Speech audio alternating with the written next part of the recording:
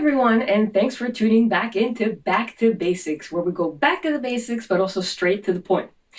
So last week we talked about chords. We talked about triad chords and their shapes, and this week we're adding a little bit more to this shape-based party. So this week we're going to talk about pentatonic scales. The difference between the pentatonic scales and the chords is that we're not talking about 3 notes today, we're talking about 5 notes, jumping right straight to that 5-note combination. It's almost like it's a lighter version, if you will, of the major and minor scales, and thus it's a bit more applicable in different situations. But for now, what I just want to do is have you learn that shape, kind of be able to mess around with that groove. There's a lot of bass lines that had been based on these shapes, on these 5 notes, both of minor and major pentatonic scales, and it's just a great shape to use that you'll be able to take after that and just jam with your friends. So without further ado, let's go to the pentatonic scales. Okay, so we're actually going to start this time on the minor pentatonic scale. Why? Because I feel like it's just a bit more common to see in different bass lines. A lot of bass lines are based on it. It's packing a lot of groove. That flat third has this like groovy feel to it. And so let's just start with that so we can get right to the fun. So when we're talking about the minor pentatonic shape, it's very close in the beginning to what we've learned last week because it's minor based shapes. You'll see that as we keep on learning, they're pretty similar with just like slight differences between them. So we're going to start with our tonic, with our root note, with our first finger, so that we'll be able to reach our second note, the flat third, with our pinky. After that, we're going to reach the fourth again, the next string, with our first finger, going to the fifth with our third finger.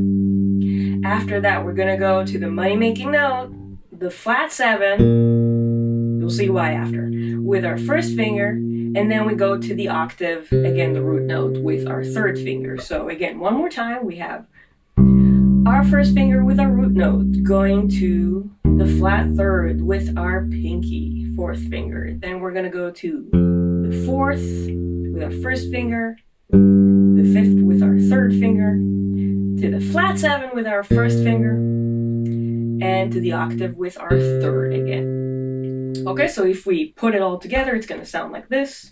And going back down.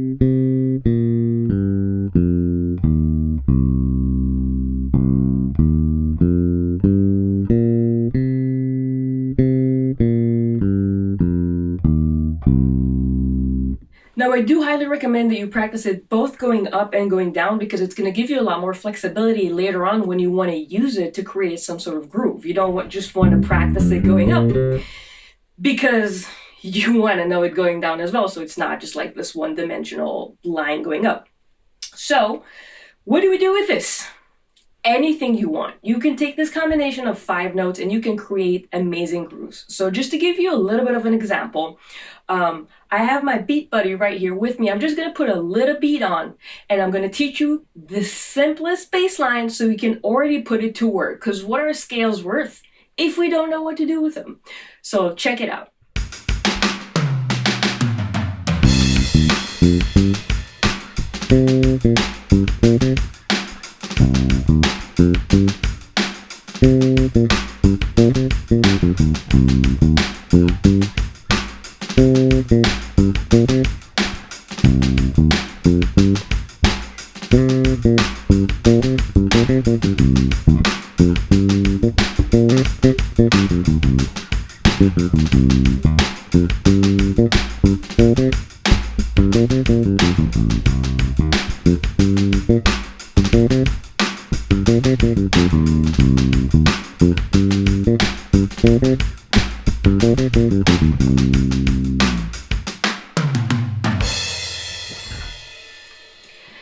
So, as you can see, just using these 5 notes, super applicable, can create amazing grooves with it. I'm gonna put that little first riff that I've done for you as notes so you can follow along. Feel free to stay in the end of this video. I'll leave a few bars of that Beat Buddy and you can practice it with it. Also, Beat Buddy, such a great instrument to use if you want to kind of put your bass playing into actual groove without having to call your drummer to come in and play with you. Excellent device. If you want to know more about it, I have a discount code right here underneath that you can use, and feel free to ask away questions about this awesome little beat device. So this is the minor pentatonic scale. Awesome stuff. Let's go to the other one, the major pentatonic scale. So the major pentatonic scale, big surprise, kind of based on the shape that we've learned last week for the major. So we're going to start with our second finger for that root note. This time it's a little bit different because we're going to play the 2 with our pinky, and then we're going to go to the major third with our first finger on the next string, on the D string. Then we're going to go to the G with our pinky again.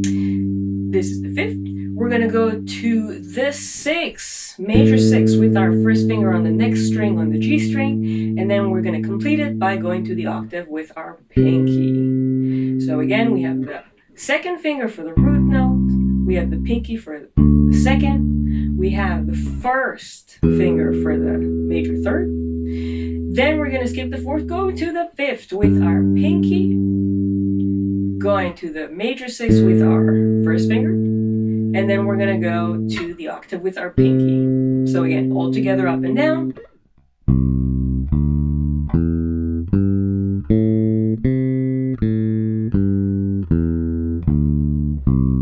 One more time.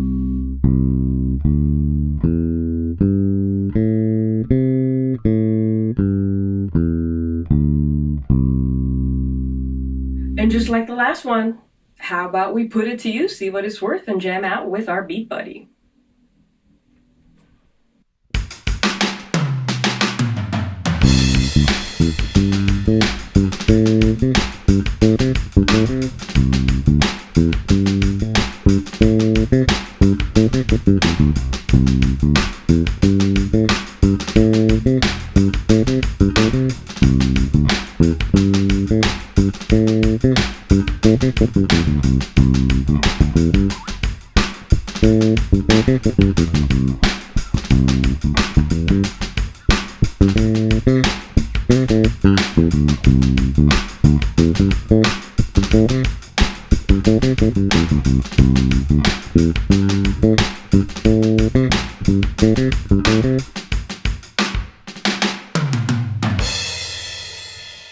So that's it, just 2 little scales for today, just 2 really great tools for you to create awesome grooves. Again, feel free to stay tuned so that you can just jam along to the beat. Because the reasons we learn all of this, the reasons we learn chords, the reason we learn scales, is not just to practice them so we can just go up and down and do this. It's kind of like boring when we practice it like that, right? So what I want to do is just give you the tools and then just feel free to express yourself after that. Now, as you can see, part of what you've seen me use to make these grooves awesome and to make them work is not just the notes themselves. A really, really important ingredient in groove is rhythm, and using rhythm in cool ways. So what we're going to do next week is we're going to talk a little about the basic rhythm, so we can cover like the basic corners so that you can be in control of what you're playing with your scales, with your chords, and so on. So stay tuned for next week. We're going to talk about awesome rhythms to use with all the new chords and scales that you have at your position right now. And feel free to leave some notes in the comments, upload some videos of yourself playing the grooves, share all this bass happiness. Thanks for tuning in, and I'll see you next week.